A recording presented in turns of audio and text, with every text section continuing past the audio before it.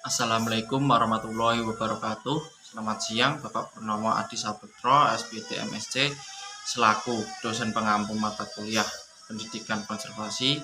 Perkenalkan, nama saya Dimas Aristiawan dengan NIM 52014222010 dari Prodi Pendidikan Teknik Mesin, jurusan Teknik Mesin, Fakultas Teknik, Universitas Negeri Semarang. Nah, maksud dari video ini, saya ingin menuntaskan tugas yang diberikan oleh Bapak Purnomo, yaitu menjelaskan materi konservasi selama setengah semester ini.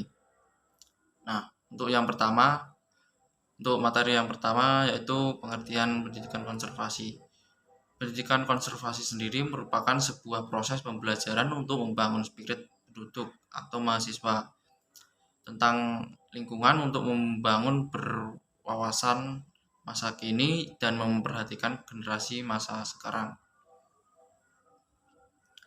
Tujuan pendidikan konservasi adalah untuk mengubah perilaku dan sikap yang dilakukan oleh berbagai pihak atau elemen masyarakat yang bertujuan untuk meningkatkan pengetahuan, keterampilan, dan kesadaran masyarakat tentang nilai-nilai lingkungan dan isu permasalahan lingkungan yang pada akhirnya dapat menggerakkan masyarakat untuk berperan aktif dalam upaya pelestarian dan keselamatan lingkungan untuk kepentingan generasi sekarang dan yang akan datang.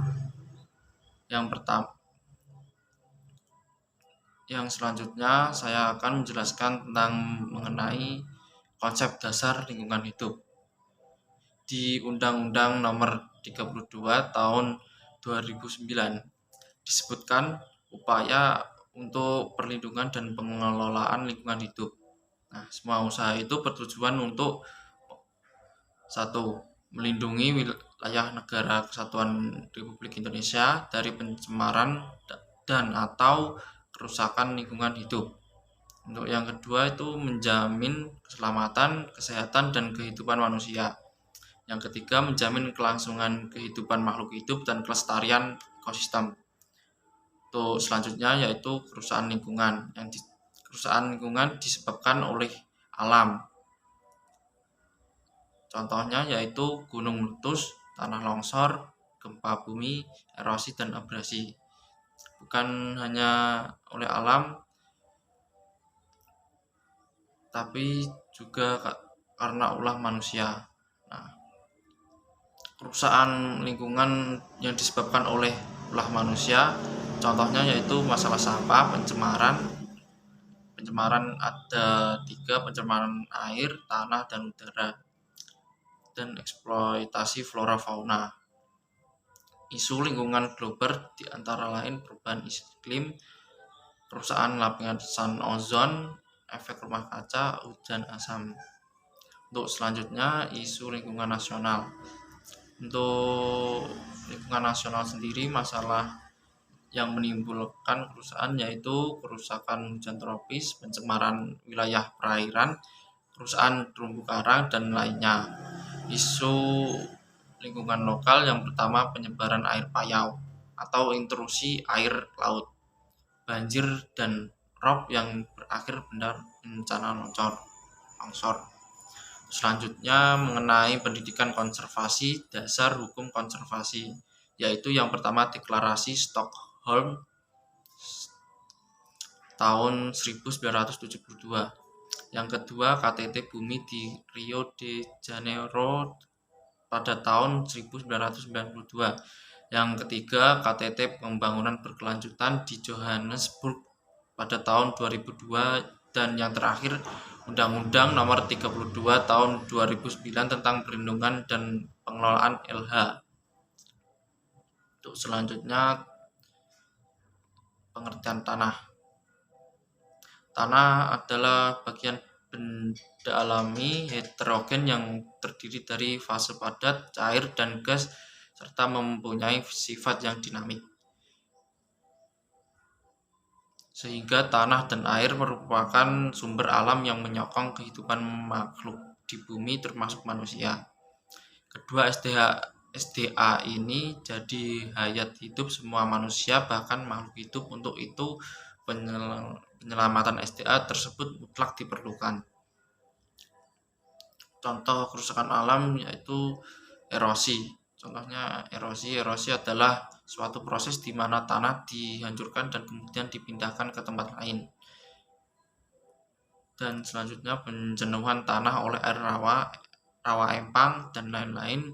Bahan-bahan kimia yang sering menimbulkan pencemaran tanah.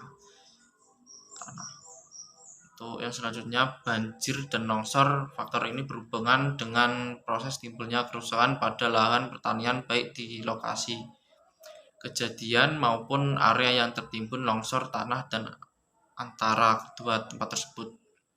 Selanjutnya, konservasi lahan ke penggunaan non-pertanian dapat menyebabkan degradasi lahan pertanian. Tergolong non-pertanian dapat menyebabkan dan bahkan menghilangkan produktivitas pertanian. Untuk selanjutnya, timbunan tanah akan menghasilkan air lindi yang mencemari tanah. Lahan kritis merupakan istilah yang digunakan untuk menyebut kondisi suatu wilayah atau lahan yang telah mengalami degradasi sehingga kawasan tersebut tidak dapat menjalankan fungsinya. Lahan yang masuk dalam kategori kritis yaitu jika usaha untuk mengambil manfaat produktivitas pada lahan tersebut tidak sebanding dengan hasil produksi yang diperlukan. Hasil produksi yang diperoleh. Nah, untuk pengertian lahan kritis sendiri itu sudah dijabarkan pada Undang-Undang Republik Indonesia Nomor 37 tahun 2014 tentang konservasi tanah dan air. Dalam undang-undang tersebut, lahan kritis adalah lahan yang fungsinya kurang baik sebagai media produksi, meliputi tumbuhnya tanaman budidaya maupun non-budidaya. Penyebab lahan kritis faktor alam yaitu kekeringan, tergenang air, erosi tanah, dan pembekuan air. Nah, untuk faktor non-alami yaitu alih fungsi lahan, salah pengelolaan lahan, tercemarnya bahan kimia, sampahan organik, kebakaran lahan atau hutan. Nah, untuk dampak erosi tanah sendiri akan menyebabkan hilangnya atau berpindahnya lapisan permukaan tanah ke bagian lain yang lebih rendah ketinggian tanahnya. Ada beberapa dampak dari ini terhadap tanah, yakni produktivitas tanah menjadi menurun. Unsur hara yang bermanfaat bagi tanaman akan hilang. Karena kehilangan unsur hara,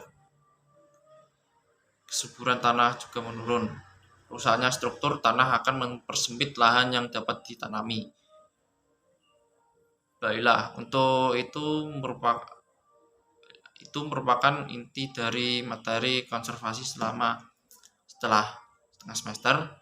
Harapan saya setelah mempelajari mata kuliah konservasi ini, saya bisa menumbuhkan kesadaran serta meningkatkan kepedulian terhadap alam dan mendorong pemulihan dan perlindungan alami.